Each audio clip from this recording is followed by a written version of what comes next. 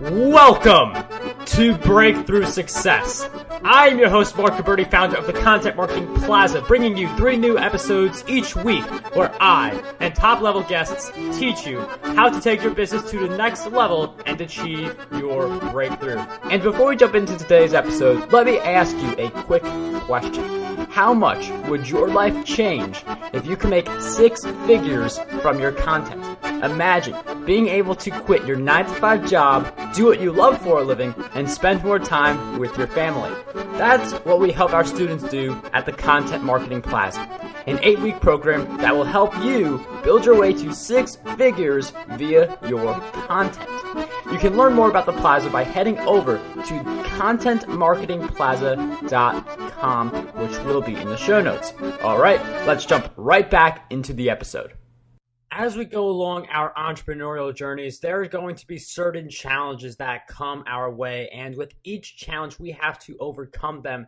And one of the things that challenges can do to us is give us this feeling of doubt along the journey. And it's very common for entrepreneurs to kind of doubt themselves a little bit along the way, but we all know this is something that we need to get rid of. So we are going to talk about how we can slay self-doubt that we may be experiencing for any reason, and instead of having that doubt, have a default towards an abundant mindset. So in this episode, that's what we are going to cover. And today's guest who is going to talk with us about this, he is a sales and marketing executive business coach who helps leaders slay their internal feelings of worry and doubt so they can achieve complete success for themselves and their teams. He helps other business executives and entrepreneurs realize their potential by changing the conversations they have with others and themselves. His best-selling memoir, Shift, Creating Better Tomorrows, shares his journey of going from a human doer to a human being.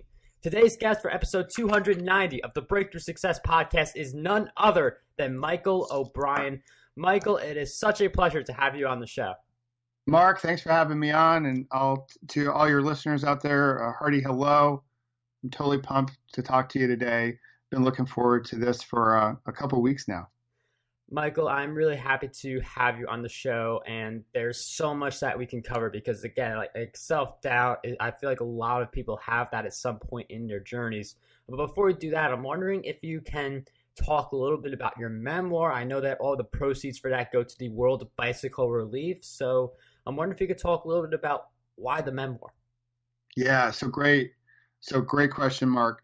So my memoir is about my last bad day, and we can get into it a little bit deeper as we go through our conversation. But when I left my corporate gig, and so I left my corporate gig as an executive, I was the vice president of sales and marketing for a major pharmaceutical company. I had responsibility for basically all of North America, US, Canada, Mexico, and I decided to leave, and we can get into that as well. And when I left, everyone was sharing with me their points of view, right? So any entrepreneur out there gets a lot of feedback on what to do. And so I got a lot of feedback. Well, here's what you got to do, Michael. You got to write this book. You got to write this memoir. It's going to be awesome for speaking engagements. It'll attract clients. You got to write this book. And so intellectually, Mark, like I got it. Like I'm like, okay, yeah, makes sense. I've seen a whole bunch of other people do it. And I would start to write it. And I had a whole bunch of journal notes from the days in the hospital recovering and just through my whole recovery journey, to say the least. And I would write it, and then I would stop. And then I'd write it, and I would stop. And I was like, why am I doing this? Like, does anybody really want to hear this, right? Going back to self-doubt, like, is this book worth something? And then I got into Seth Godin. So I imagine some of your listeners probably know Seth because he does a lot of work with entrepreneurs and freelancers and all that jazz. So I decided to pressure test the whole concept of Shift in his alt MBA. And his very first question was like, what is this book for? And I'm like, oh, that's a good question. Because everyone told me the book was for speaking gigs and getting clients. And that wasn't motivating me to write the book. So I sat with that question and I said, well, you know what? This book is really for my 2 daughters who were too young to remember pre-last bad day daddy. And also for anybody out there that has doubt, that is looking to shift their mindset, build resilience, strengthen the community. I was writing it for them. And so what I share in Shift is my own personal journey from chasing happiness before my last bad day, what happened on July 11th, 2001, and what I learned from it in terms of how to shift from those negative conversations that we have with ourselves and sometimes with others, how to build and recruit more resilience, and then how to strengthen your community, which I affectionately call my Peloton.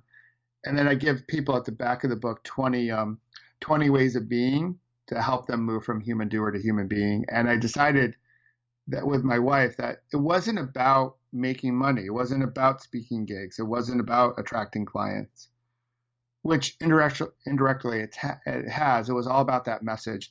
And so that's why we decided to give the money away from the book to a wonderful charity called World Bicycle Relief. They're based in Chicago, and they help girls conquer the challenge of distance by giving them a bike. And since I lost my mobility for a while, I wanted to give back to something, to a cause that would promote mobility. So that made it a very easy decision to give the money away. And to be honest, it's been one of the best decisions I've made as an entrepreneur.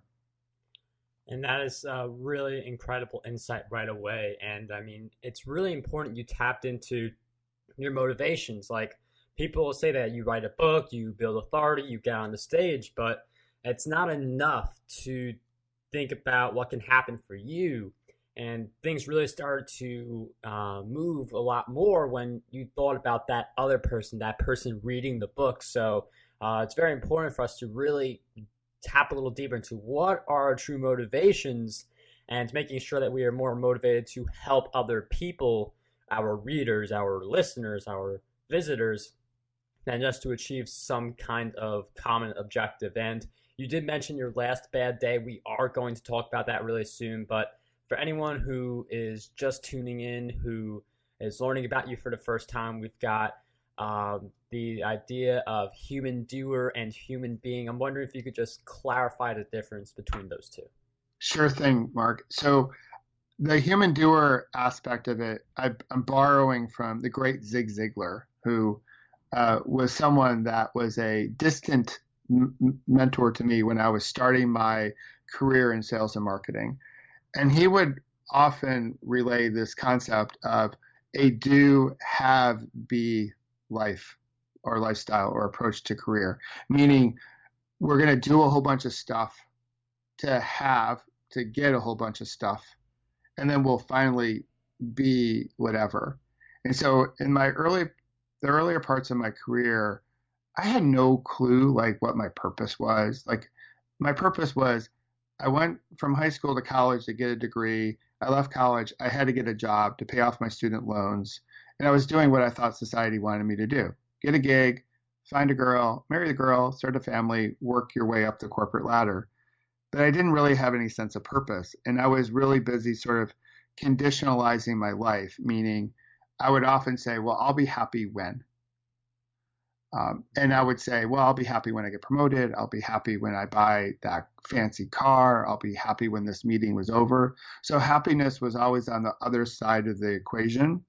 So in the spirit of do, have, be, do, work my butt off, hustle and grind, right? So I could have stuff, the promotion, the car, the meeting to be over. And then finally, I'll be happy. And I realized that I was just like sort of chasing happiness, almost like a hamster on the hamster wheel. And I wasn't necessarily as fulfilled as I wanted to be. And then I had my accident. I had my last bad day. And then I flipped the script to say, well, you can flip it, as Zig would often reference too. Instead of do, have, be, you can be, do, have, meaning we can show up with happiness, be happy right from the rip. And then think about, well, what do happy people do, so we can be really purposeful in our actions. And then as a result, we would have more of it. We would have more happiness. So my journey in my recovery journey from my last bad day really helped me to see that there was choice. I didn't have to just be a human doer, and there's a whole bunch of human doers out there. I could actually just be, and be present, and be happy, and be grateful, and be a hustler, be a grinder. That's also part of it, part of the hard work. But trying to flip the script, flip the narrative, so I could live a much more driven, purposeful life. Really awesome stuff. And you mentioned something about happiness. Like we all want happiness, but I feel like a lot of people they say like I'll be happy when, as if you could easily flip on the switch and say I choose to be happy now, regardless of what I have or don't have, how things are going.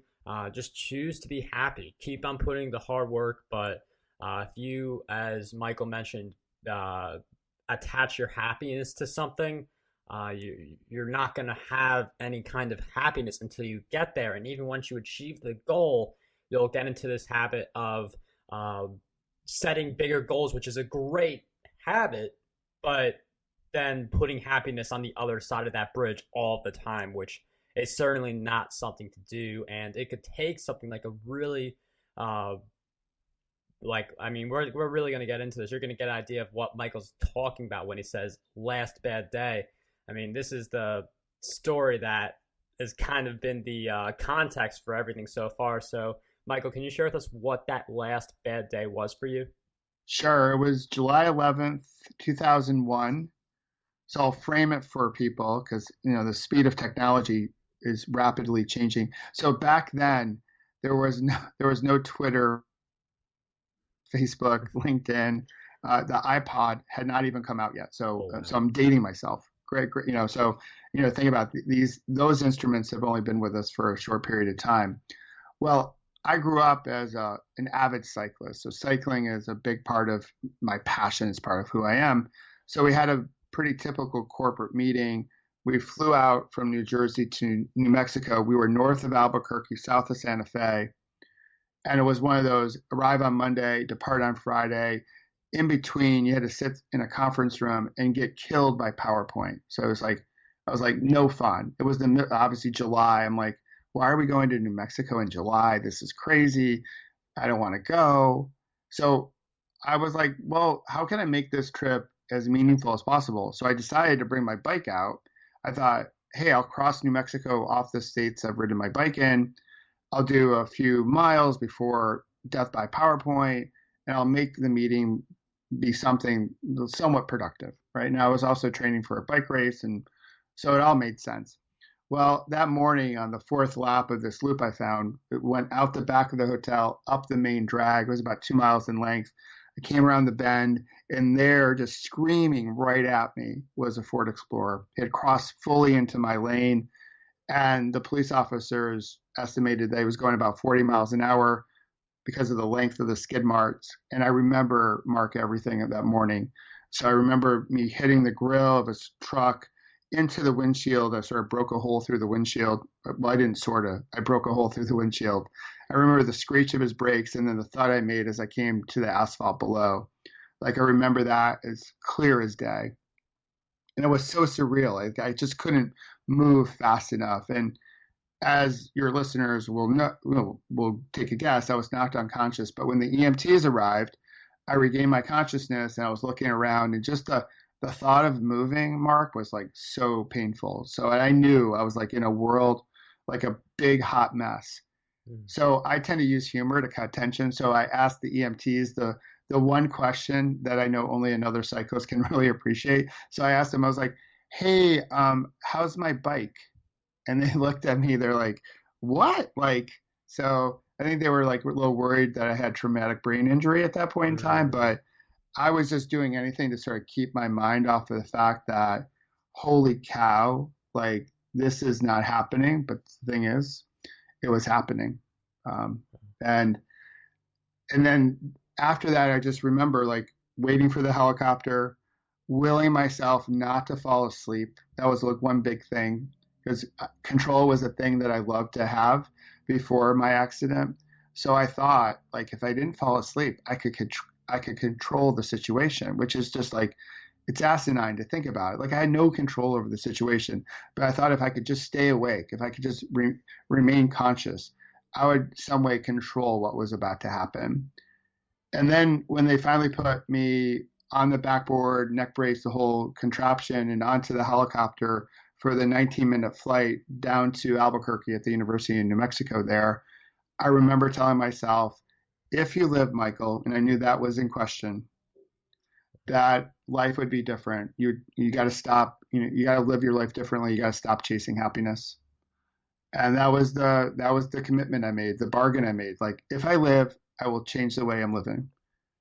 And then I flew 19 minutes to the University of Albuquerque. They had first surgery lasted about 10 hours. I needed about 34 units of blood product.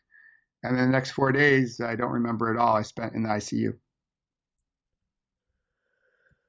Wow, that was very deep, and I mean, I just want to take some time now to for you listening in your car or at home or wherever you are, just think about not just that story, but also what we were just talking about, not attaching your happiness to something else. And sadly, it's usually at a near-death experience where we learn some of these deep things. So take it from someone like Michael, who, I mean, he had a near-death experience. Like there was a point where he thought that his legacy was done, like he couldn't edit it or change it or anything like that. And he was now luckily able to pursue the life he wants. He's able to be happy and he's able to help others through his memoir and other works. So I just wanted to take some time to acknowledge that and let that sit a little for the listeners, you at home or in your car or wherever you are. And I mean, just thinking about that story, like you mentioned that you were immobile for a bit, and obviously, like some people will view the same things and like, why me? Why this happened to me? This is unfair, and like different things like that. And to basically get to where you are now, I can only imagine the amount of resilience it took. So I'm wondering if you could share how you were able to stay resilient and how we can develop ours. Yeah, great question, Mark. So yeah, it did. I had to recruit a whole bunch of resilience because when I came out of the ICU, and I made that bargain like, oh, life is going to be different. But what happened was life got really dark quickly because the doctors and the healthcare professionals told me, hey, Michael, buckle in. You're going to have a life of dependency, more surgeries, limitations. And then I started getting into this whole victim loop, Mark, or like, why me? Like, why'd this happen to me? This is so unfair. Should not have happened. The driver had a revoked license. And I was having this massive pity. I'm a victim party. But then what I realized, they flew me back home to New Jersey to one hospital and then to a subsequent one. And there I realized, wow, God, if I'm not putting my full self into this recovery because I'm wasting energy on replaying the narrative that I'm a victim. And I was given a Viktor Frankl quote, basically saying, like, I'll sort of paraphrase it, that we're not defined by the events in our lives, but we are defined by how we respond to them. And in that moment, sort of my aha, I decided I would be known by my response to my accident, my response to my last bad day, as opposed to by the accident itself. So I built up a greater purpose. And I think that's a key thing in terms of building it or recruiting it for your listeners, is to have that greater purpose out there, something that's greater than just me or just you or them, something much more powerful than that, a vision for the future, the vision that we want to create, and clearly understanding the values that we want to honor. So some of my early work, as I started to work on myself so I could give more energy towards my recovery, was to set that vision or purpose in place, understand the values that I truly wanted to honor, and have a disciplined approach around trying to maximize those each and every day. Even if I was making baby progress or small steps or micro wins, I had this mantra of like, hey, we're going to work hard today to create a better tomorrow. Work hard today, create a better tomorrow. And start measuring my success like 1 degree at a time or 1 inch at a time. And then when I had setbacks, because I know a lot of like stories, you hear about the accident and then you hear about, oh, we've reached the pinnacle, but we've missed all the juiciness in between, all the meat of the sandwich. Well, from that moment, July 11th, 2001 to even current day, I still have my share of setbacks as a professional, as an athlete. And I always have to go back to greater purpose, the values that I want to honor, and also the narrative in my head to help me shift out of it faster, to build that resilience, to get back up again, so you can keep on pedaling. So I would start there: vision, purpose, values, and then ultimately working on our awareness and acceptance that can help us get into action that is much more purposeful, or maybe a little bit more resilient than the previous day. Those are some really great pointers. I like the fact that, I mean, you set baby steps. You don't want to go for this really big goal and have nothing in between that gets you to that goal. So that baby steps being something very useful for people to do. Just taking a deeper look into the goal, into what you're trying to accomplish. See what can you do today to get yourself closer. And you mentioned setbacks. Obviously, we all have setbacks, and we've all got more setbacks coming our way. But the problem with setbacks is that not the setback in itself, but during the setback, we could become doubtful of ourselves and our abilities. So, for someone who may feel a little self-doubt about what they can accomplish, how can we get rid of that? Well, that's an awesome question, Mark. And I'll share a story. It was early in my entrepreneurial journey. I was giving a talk slash workshop at a company up in Boston, and I was all excited for it, but I didn't go in with the right frame of mind. My mind was cluttered with a bunch of other stuff, and I know other entrepreneurs can relate. Like, there's a lot going on. So I was all, got to the hotel super late at night, like 2 o'clock in the morning. I was due to go on stage like bright and early, and I bombed it. Like, it was a stink fest. I had to like take a time out just to pause, just to collect my thoughts. It was a disaster in terms of a workshop and a talk that I've never had experienced before. And all I wanted to do was just curl up in a ball and just hide. And I wanted the day to be over. I sort of wanted to be like, hey, I'm just going to bail. You guys go forward with your meeting. You figure it out. But professionally speaking, I knew I couldn't do that. But when I got to my car in the afternoon, I sort of just sat there, Mark, for, gosh, the longest time. I'm like, what am I doing? Like, that was horrible. And then all the self-doubt popped into my head, the worry, the anxiety, the fear. What does this mean for me as an entrepreneur? And I really just sort of questioned myself. I talked to my wife, and my wife tried to counsel me, but then, I was giving her the yeah buts because I wanted to really just like latch onto this victim story again. She was like, oh, don't worry about it. You're really great. You can do it. All these words of encouragement. But then I'd be like, yeah, but I did this really bad, or yeah, but that's not true. And on my drive home from Boston, I didn't listen to the radio at all, but I remember just sort of thinking about this whole day and the event. And what started out like really grim, when I was on the Mass Turnpike, just starting my drive home, I was like, I'm just going to quit. I'm just going to I'll just go back to corporate America. This is silly. But by the time I pulled into the driveway, I re-recruited that purpose and those values for me. And I tried to, turn it into a really great learning opportunity, because I was once told that all the events in our lives are neutral until we label them. We're just really wickedly quick at labeling them today. And so back in Boston, I labeled it as a disaster, as a failure, the end of my business. But by the time I got home, I came up with a new narrative that was an opportunity to learn a little bit more about my prep, learn a little bit more about mindset, and turn it into something that could help others. So so I wrote a blog that night and posted it. And at that point in time, it was like one of my most read blogs that I ever put up on LinkedIn, because so many people could appreciate the fact of like, we trip and we stumble and we fall and we scrape our knee, but the resilient ones among us find a way to get back up on our feet and start doing it again.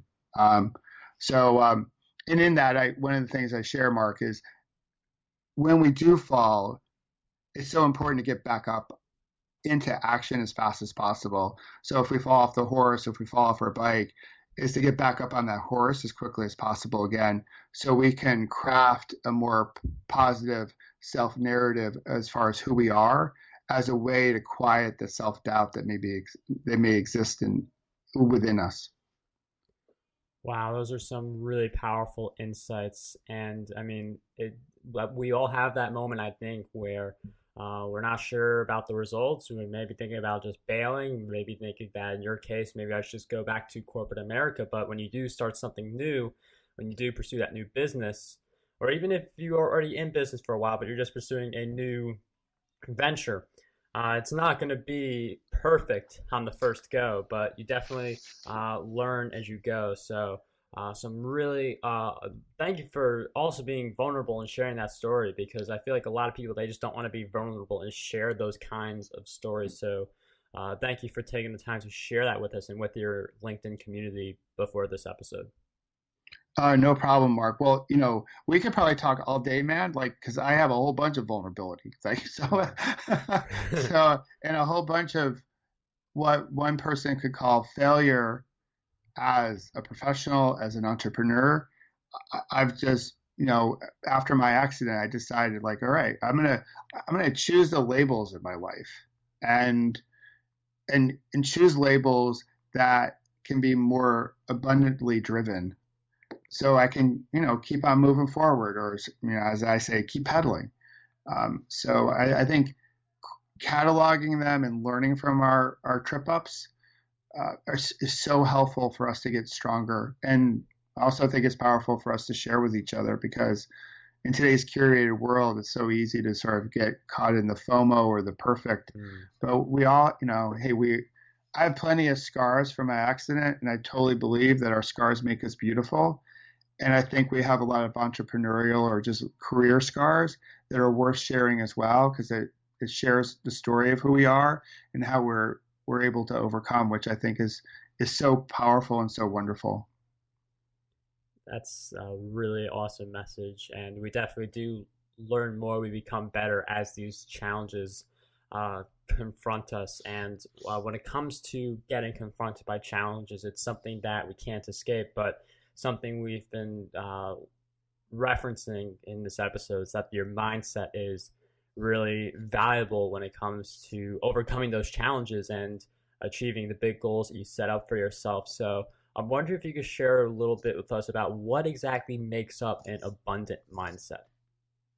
Well, there's a great little exercise called yes but and yes and. It comes out of the improv world, but to me, abundance and go hand in hand. And so one little story from my youth, where I learned sort of this attitude of abundance. But when I was younger, when I was 10 years old, I didn't know what abundance was, and I certainly didn't know how to spell it. But I just knew how I felt.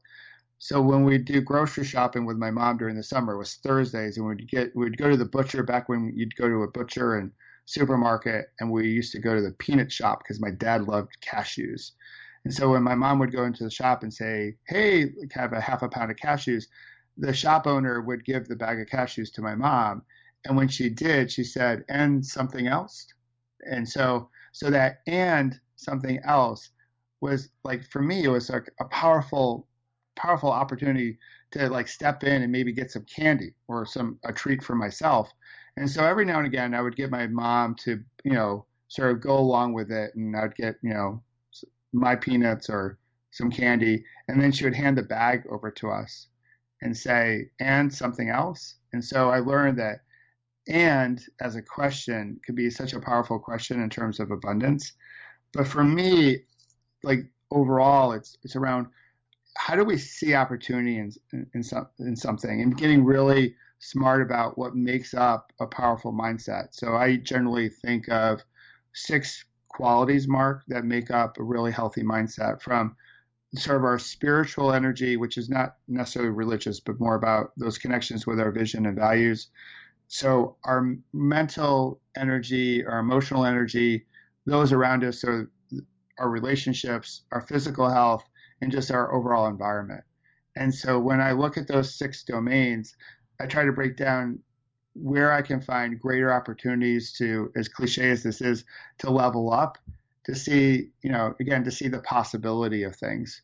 And to go back to that question I learned when I was like 10 years old, like, and something else. So anytime I get stuck, I will ask myself that question. Okay, and Michael, what else can you do? What's another way of looking at this? What's another way of shifting your perspective? So I try to, when I work with people, I talk to people, sort of bring them back to that, the possibilities of and really thinking clearly in terms of what makes up a really healthy, abundant mindset. And thank you for sharing those essentials with us, because the abundant mindset is definitely something really important for us to develop, because our mindset really does determine what we are able to accomplish when we're given the chance, when we are all here in this one life. And I feel like the mindset, that's something that holds a lot of people back from achieving their full potential.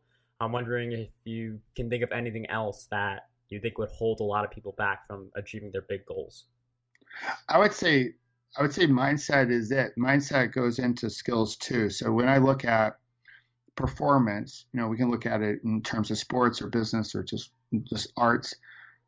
On one side there's skill. Like, do I have, can I dunk a basketball, or can I sing an opera? Right? Those are skills, and that's some things we can learn. Some things we can't learn. On the other side of the coin is all mindset, and how often someone with maybe inferior skills can beat someone with superior skills, and it's all driven by their mindset, their belief system, and having greater awareness, and so they can let go of limiting beliefs, that personal self-doubt, maybe different assumptions in terms of how they see things. So we talk about, again, mindset in sports all the time, or performance, but we don't talk about it enough, I think, in a corporate setting or in an entrepreneurial setting, because all those moments where we have an opportunity to go forward, to put some goodness out into the world, maybe write a blog post or do a podcast like you're doing, what happens with most people is we stop. We don't do it, right? We're like, no one's going to read it, no one's going to listen to it, and we'll just kick the can down the road, or we'll take another course. Like, what I really need is just one more course to take before I have the skill to go out and do it. And my belief is, like, if you are a creative, if you're an entrepreneur, if you're in corporate, is to step up and share. In today's world, we can make iterations upon iterations. We can change pretty quickly. But the biggest thing that stops us is the start. So I really love encouraging people to not listen to that limiting self-belief, that doubt, and take that first step past the resistance, and know on the other side of that, once it's out there, you can continue to build upon it and build upon it and build upon it and make it better and better each and every day.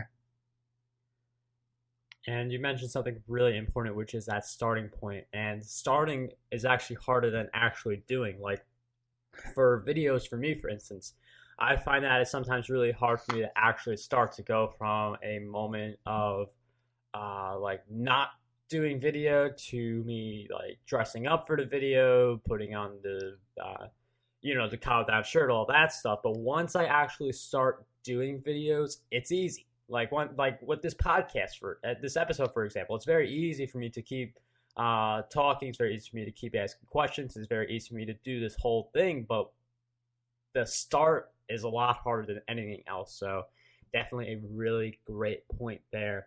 And when it comes to starting or accomplishing any of our goals, one big part of that is the habits that we have in our lives. So I'm wondering if you can share with us some of the habits that you have that you believe have had the biggest impact on you. Well, one is from a wellness perspective. So I learned this a while ago. First thing in the morning, every morning, 20 ounces of water. Because the body needs to be hydrated to be able to perform at a high level.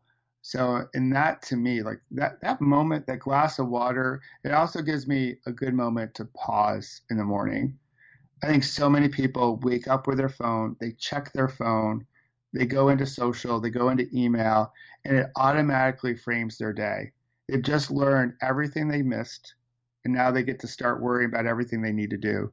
And they never really have a moment just to pause. So that glass of water for me, yeah, it's hydrating, which is needed, but it's also a moment for me just to think about how do I want to show up, my intentions for the day. So that's a biggie. So I also, have the habits around like my sport and stuff like that. As I've gotten a little bit older, I have to pay a little bit more mindset or more attention to flexibility and core. So when I was a young cyclist, I could just get on the bike and it'd be pretty easy peasy.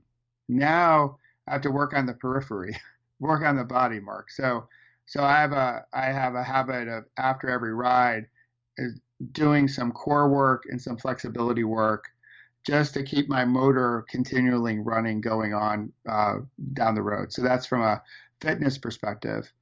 And from a professional perspective, what I try to do habit-wise is try to be as disciplined as possible in terms of not spending too much time on social media. So I think as an entrepreneur, and obviously as we go after the likes and the shares and the comments, is that when we post a video or a podcast or a blog, it's for the natural desire to check it out to see how it's doing. What I learned many years ago is that I was spending way too much time doing that, and there's an opportunity cost of that, which basically meant honing my craft as a speaker, but also as a coach, so I could just be better for the people I wanted to serve. So one habit that I constantly work on to make it better is, how much time that I spend on social, and how do I want to spend that time? That's definitely a great habit to think about because I mean we use social media for business, like some people, like my case, have a podcast for business, but there's a lot of things you could do on social media and podcasting and anything like in the digital content realm that has nothing to do with your business. It's seeing the trending topics on Twitter, what's happened today, catching up, as Michael mentioned. So getting really conscious of how much time you spend is something really interesting. I'm not sure if all social networks do this, but I know for Instagram, there is a tab in there on the app that actually lets you see how much time you spend on Instagram. So you can see if you've racked up like 2 or 3 hours on Instagram each day. And if you're doing that to grow your business, great. But if you're doing that just scrolling through people's pictures, you may want to reassess some of the things that you're doing. So you're spending more time growing your business or doing what's going to lead to the most meaningful impact. And like with podcasting, like you do get to learn a lot from it. But one of the ways you can learn a lot as well is through books. And with that in mind, Michael, I'm wondering if you could share with us 3 books that you believe will have a positive impact on us. Oh, great! I would say I'm going to pull right from my Leadership Academy, Mark. Definitely. So three books that I totally recommend. So one is just the topic we talked about as far as social media.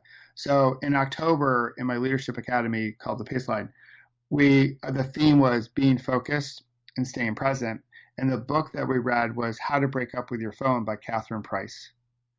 So it's a relatively short read. In it, she gives you tips to change your relationship with your phone. She doesn't necessarily go to, although the title is How to Break Up with Your Phone. She's like, hey, listen, we're not going to break up with our phone, but we can certainly change our relationship with our phone. And in the book, she recommends the app Moment, which is a great app. So anybody out there wants to check how much phone use they have in terms of their overall productivity, Moment is a great app to check out. I have it on my phone and I use it to sort of monitor my social habits, but also my phone habits.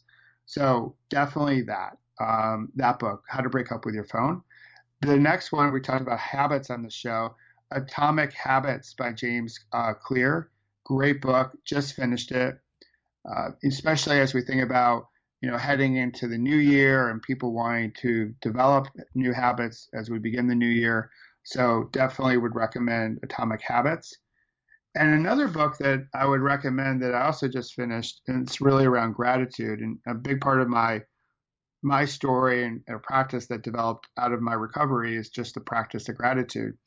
So AJ Jacobs wrote this book called Thanks a Thousand. And what he does in the book, it's pretty clever, is that he thanks close to 1,000 people who were indirectly or directly responsible for his cup of coffee each day.